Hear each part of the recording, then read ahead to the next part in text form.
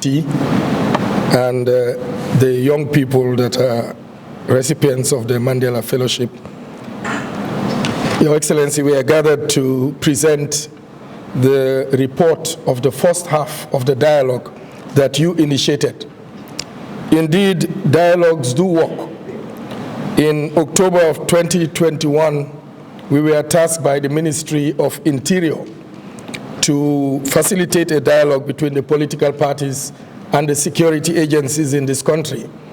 And for the first time in this country, under your leadership, Your Excellency, we had a presidential election in which the security services provided security service for every political aspirant.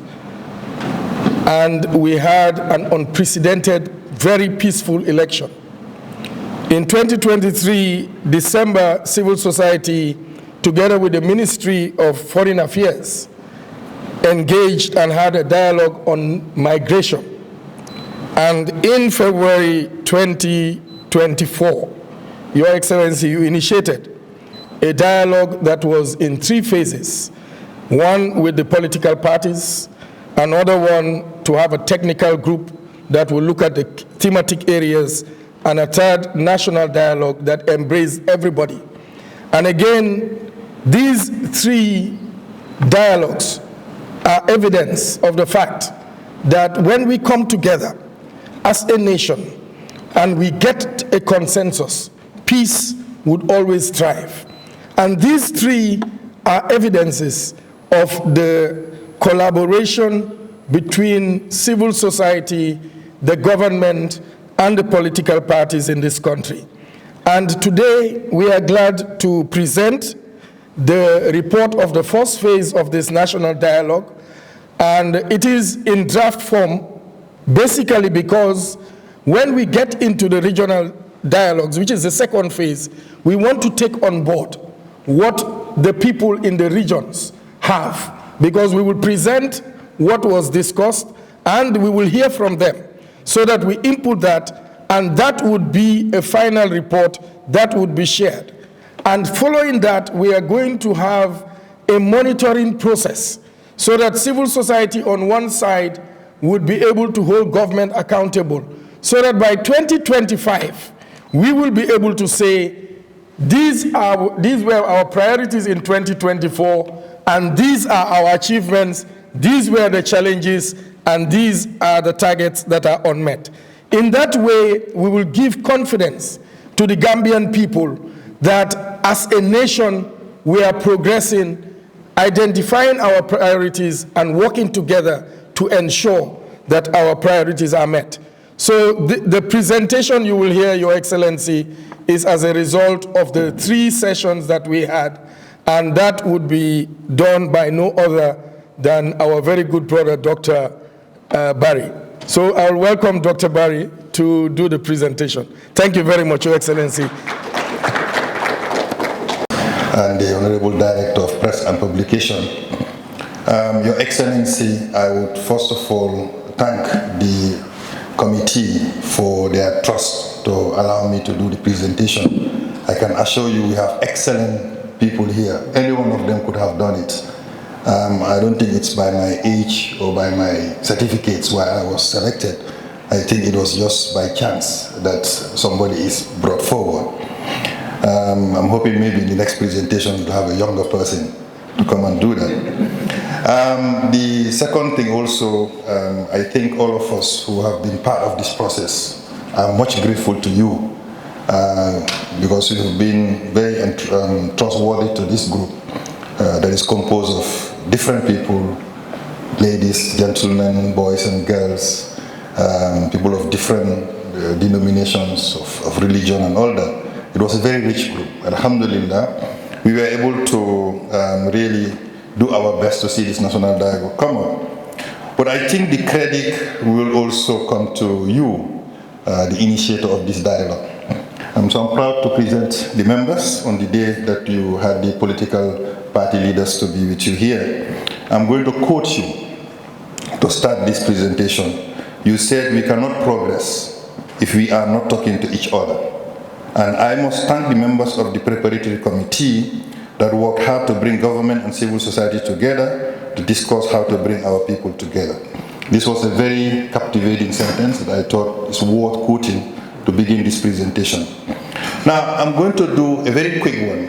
The report has been prepared, it's a draft.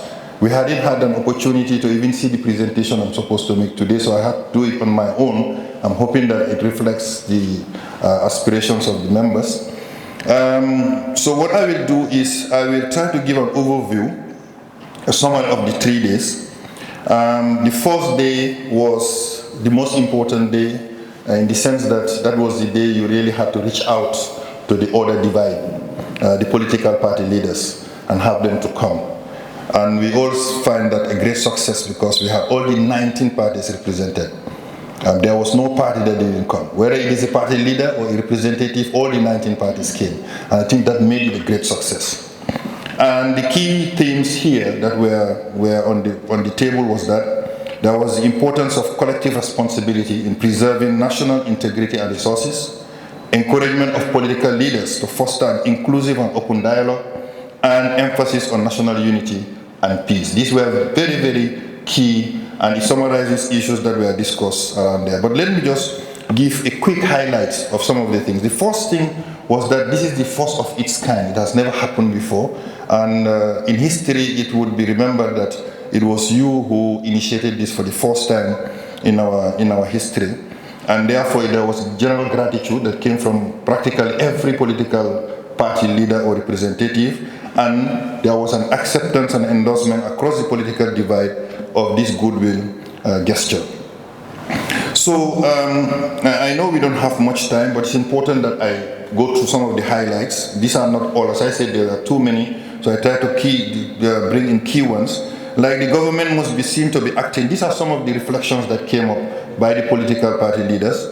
The government must be seen to be acting impartially in sourcing and outsourcing, in employment, in the allocation of resources.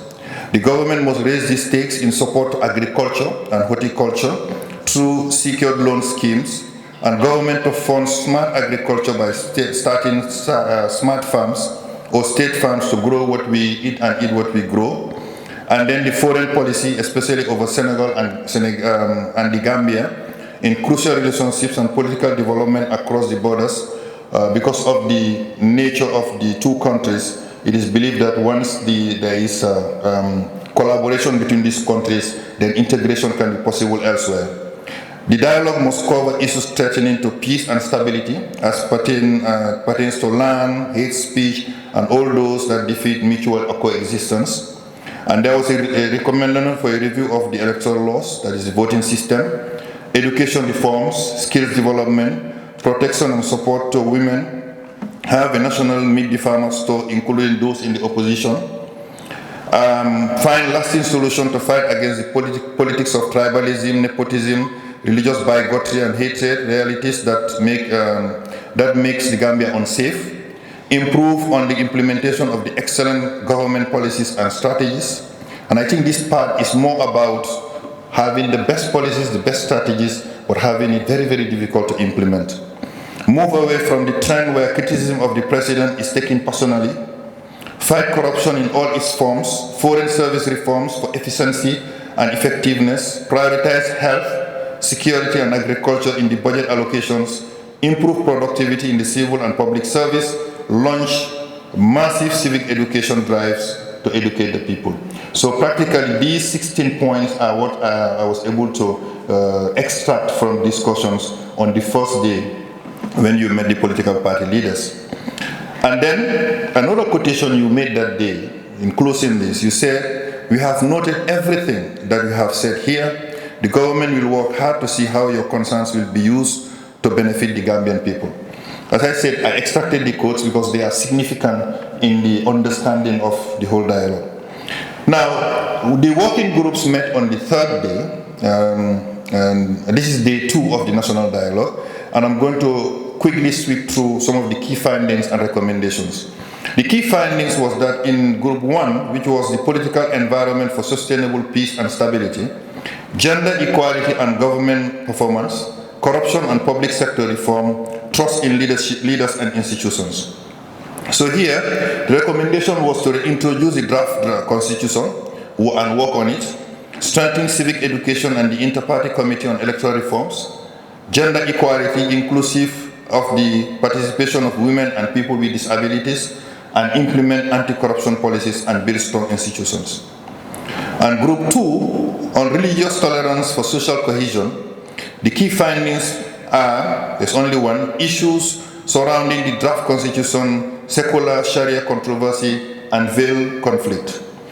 Here, the first recommendation was that the Muslims and Christian councils should establish an interreligious committee to lead with pertinent matters and for a proper structure system to be put in place for interreligious dialogue. The second is that government must be impartial in its dealings with all religious groups in the country and appoint 2 religious focal persons at the ministry responsible for religious affairs to work in collaboration with the interreligious committee. And that the President, upon the recommendation of the Muslim and Christian councils, nominate 2 of its 5 nominees to the National Assembly. Civic education in the school curriculum to include religious tolerance with the proper training and monitoring of the teaching of religious education by the proposed interreligious committee for the strengthening religious education across the board. And that the government empowers the Muslim and Christian councils financially and legally to give clearance to visiting preachers and for the registration of churches and mosques to be done upon the recommendation of the said councils. And then the next group is ethnic diversity for national unity. And the key findings is the importance of civic and cultural education, the need for zero tolerance policy against ethnic discrimination. Their recommendations are, first, on education, to integrate civic and cultural education with the objective of fostering understanding and respect among citizens and instilling the understanding of citizenship and civic rights and responsibilities at lower grades for the young ones. Anti-discrimination. That a zero-tolerance policy creates a strong stance against discrimination based on ethnicity or any other factor, thus sending a message of inclusivity. Cultural promotion. That the national troupe, a performing arts showpiece to encourage and diversify culture, to be revived while celebrating and sharing different ethnic traditions. To support intercultural conferences that will bring people of different backgrounds together in order to foster dialogue and understanding. Awareness creation, to educate the public about the value of ethnic diversity, promote cultural norms and values, open discussion of the caste system to address the challenges that is associated to it, and as the caste system in order to promote equality and justice. And then empowerment, strengthening the concept of the councils of elders for wisdom and guidance in unity and understanding while supporting the National Council for Civic Education. The next group, which is Group 4, securing sovereignty, safeguarding stability and well-being. The finding here is challenges in national security and land management.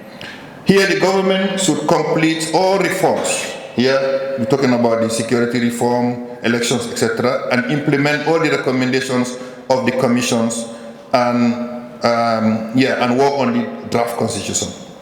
And that the government to encourage the independence of regulatory bodies by creating environment for technically informed decision making. And then consider the never-ending land cases in the courts. And here the delays are considered that most of the land cases do not have a designated court. So they recommend to have a court that would be responsible for land cases. And the government to promote civilian engagement in providing credible information on drug-related activities and invest in the public health approach to substance abuse and misuse.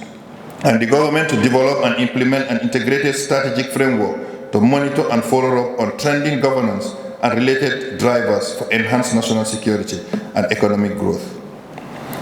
And then Group 5, the media and the safeguarding of the democratic space. The key findings here are financial challenges and lack of media accountability.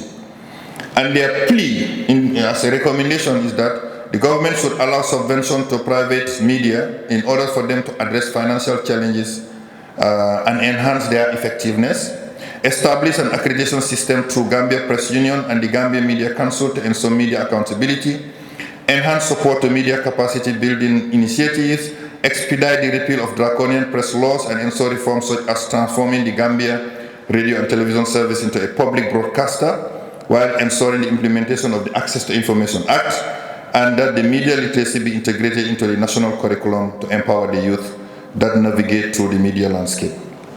And group 6, the last group, irregular migration and empowerment. The key finding is issues in migration, governance, and youth empowerment. And here they appeal that the government should improve on migration governance by extension, community sensitization, advocacy, reorientation, and legislation, create balanced partnership with a view of increasing and strengthening bilateral cooperation in the labor migration through state and community dimensions, and elevate the narrative on migration as a critical impetus for national development, and change the negative perception on migration, and facilitate the participation and leadership of government in the response measures and solutions focused on addressing the challenges on migration, providing the requisite quality and skills development initiatives that are informed by market demands to create employment opportunities for the young so that they can stop moving, taking the back way. And then the last is to strengthen the national capacity building public and private institutions and NGOs to deliver effective empowerment programs and support services to individuals and communities.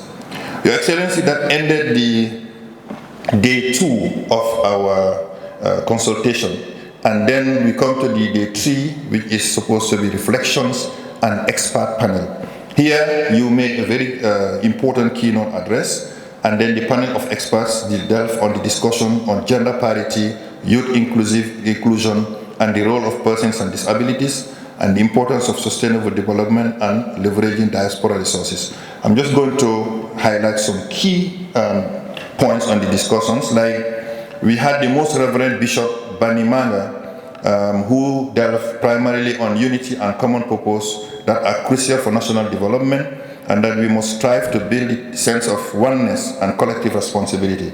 So he took the example of a football. He said when the Gambia Scorpions are now in the finals playing football, whether anybody would look around and see a Mandinka or a Jola or a Christian or a Muslim when they are all supporting. So he said in that momentary oneness, and I'm quoting him, there was no tongue, no tribe, no religion, and no region. It was the Gambia making its bid for a place of pride and respect on an international stage that called for our total commitment. So it's that example. He says with that example, that unity must be there to see Gambia as one. And then Alhaji Esa Fode Dabo, the Gambia Islamic Council, also spoke, and to summarize in 2 sentences, he said Islam calls for unity and struggle against disunity, and that let us respect each other and avoid spreading decisive information. And then to quote him, he said, let us respect each other and avoid personal attacks. The type of information we spread in the community will make or break the society. So let us avoid information that will cause rifts, and we are all Gambians in spite of our religious persuasions, our tribal languages, or our place of origin. There is this one homeland, and we have no other place. So then let us come together and build and preserve our nation. And then the Chief of Staff was there, and he also emphasized that the dialogue is a historic opportunity to bring together various stakeholders, and that we must work collectively towards achieving national objectives. As he was making a welcome remark, he also said he has expressed sincere words of gratitude for the members of the organizing committee, and especially the Director of Press and Publication at the Office of the President, Aja Amin Bojan Sissoho, for her tremendous sense of organization and guidance, and prayed for the success of the national dialogue after the exchanges. And then we have the Chief Justice, Hassan B. Jallo. I might just pause to say that this was the first time ever that we have the 3 pillars of government sitting side by side. That was a very beautiful sight. We had the Chief Justice heading Judiciary, we have the Speaker of the National Assembly heading the National Assembly, and then we have Your Excellency heading the Executive. So that was very beautiful. It shows practically the most important element of national dialogue. And then he said that dialogue and communication are essential in challenging times. And to quote him, he said, a welcome outcome of today's endeavor would be the establishment of a mechanism to ensure the continuity of such a process of dialoguing among the citizens. The process of governance can benefit significantly from regular dialogue between the three organs of state, the executive, the National Assembly, and the judiciary, to enhance cooperation, consistency, and direction. And then the Speaker of the National Assembly, Honorable Fabakary Tombong Jatta, also said, and I quote, "Whilst we acknowledge, like any other nation, we have experienced occasional social, political, and economic turbulences, threatening the very foundation of our democracy and stability. Our resilience in the face of adversity has consistently strengthened us. In times of hardship, we have emerged stronger, more peaceful, and undoubtedly more stable." And Your Excellency, in your speech, also you said, "Although I am participating in this as the sitting president, I'm also here as a citizen and a Gambian stakeholder like everyone else. As citizens, we have an equal stake in the affairs of the country and should keenly take part in such activities. With this in mind, I do not intend to influence the trend of the dialogue, but to see the stage and tone of the deliberations that follow. In doing this, I will pay attention to the context, justification, and expected outcomes of the dialogue." And I think that was also very significant in your pronouncement, and it gave a lot of courage to a lot of people to openly talk and criticize where it is required for the government. So we had the reflections made by several people. I did not capture these. As I said, they are all in the report. We had Hassoum Cissé, Lara Touré, Mohamed Kouroubali, Dr. Jojo Ndour Tambedou, Serigne Fallou Ndiaye, and Nene Magdol. Nene MC Cham. And then in concluding, we have the Chief Justice Hassan B. Jallow, who states to react to some of the comments related to the judiciary. And one that came to in mind is that they are working on getting the land tribunals even across the country. And the other one is that we had the minister who stated to react to some concerns and questions related to security and other reforms, and there was a very diverse attendance. Your Excellency, allow me to just pause here a moment and say that the attendance was an extraordinary one. I think it was one where the reactions of everybody showed that this is something that we owe and we partake in. And I think it is something we all share to say that.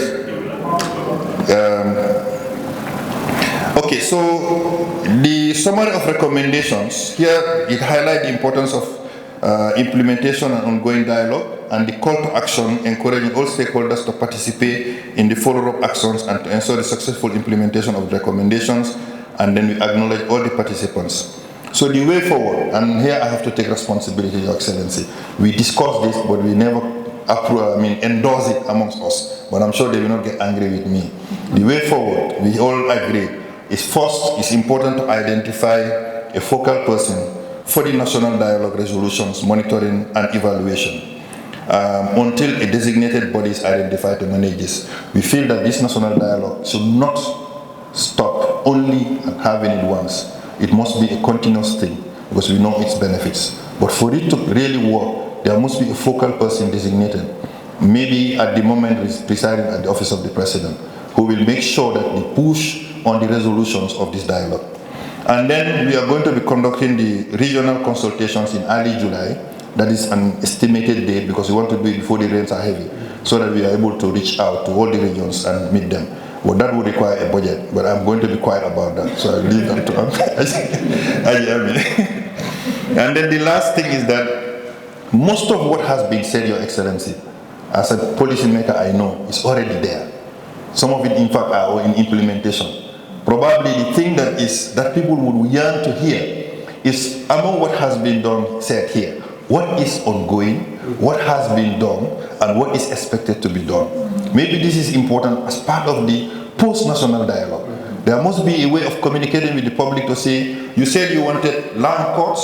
Yes, land courts are on because the Chief Justice has worked on it, and that they are going to decentralize it. So people are satisfied that their concerns are being responded to. And this is important. This is why we said we will need to map out the key findings and recommendations and engage the ministries, departments, and agencies so that we know what is already being done, what is already in policy and strategy to be done, and what is expected now that is new to be done. So that we don't reinvent the wheel, we don't create a different budget to implement a national dialogue resolution, because it's already part of the government machinery. So on that note, Your Excellency, I want to thank you very much for your kind attention.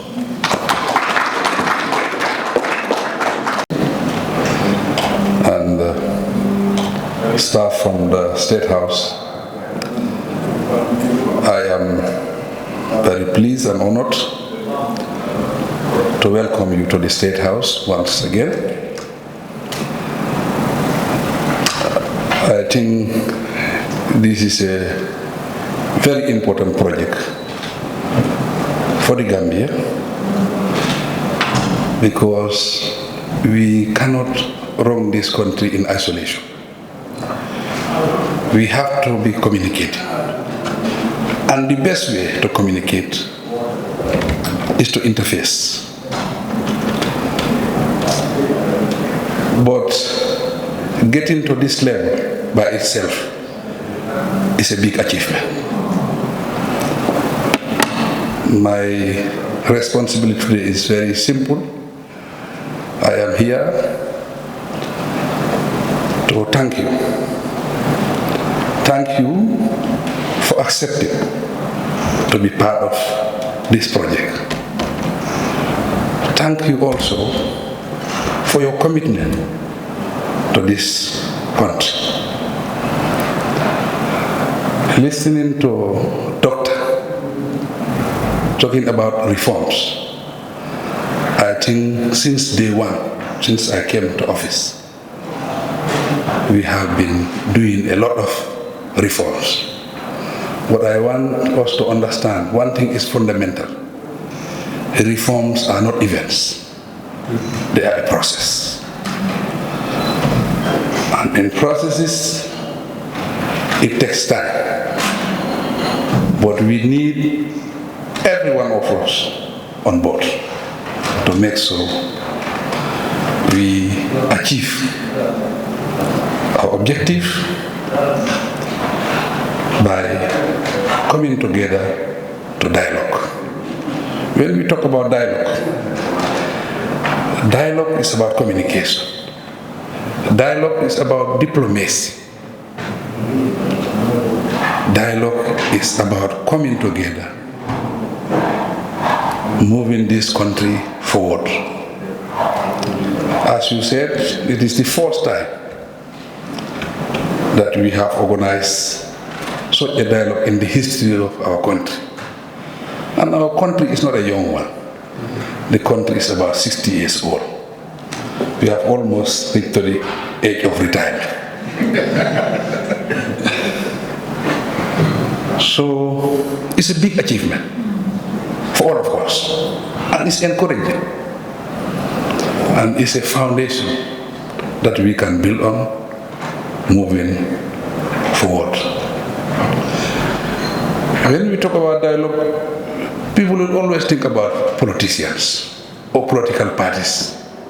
This is not about political parties only. This is beyond that. This is about looking at our achievements, how to build on our achievements. Looking at our challenges, how do we address our challenges in different aspects of life, at our homes, at the community level, at the regional level, at the political level, at the level of government, religion. These are all areas that we need to look at, because this is part of our daily activities. And I assure you that this government is a very tolerant government.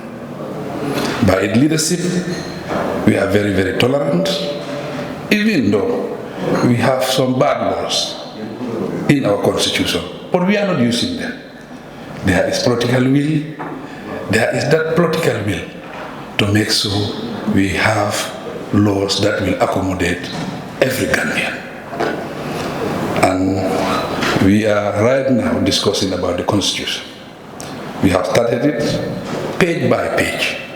We all contributing towards it so that we have a new draft, and then we will present it to the National Assembly for enactment. So it is our responsibility, all of us, especially civil society, because we see you as neutral. We see you as referees, so that you can mediate, you can be referees between political parties or communities or religious leaders, so that we can have consensus and we have a new constitution, and that will be the birth of the Third Republic. Mr. Charles, Doctor, you are the senior ones. But I know at the background you have very young ones who are very brilliant, who are very, very smart, doing a lot of work at the background. But as leaders, they have to learn from you. Young ones, we call on you to be patient. Rome was not built in a day. It takes time before you get to that level. But if you are not patient, you might crash on the way. And that's my advice to the young ones. On that note, I seize this opportunity to thank the entire team, thank the politicians, thank the Gambian people for coming out to come and join and be part of this very important project. It's a project that can be a legacy, and I think it will be a good legacy for that matter. I will assure that government will work with you, look at the recommendations, and do everything possible to make sure we implement the recommendation. I thank you.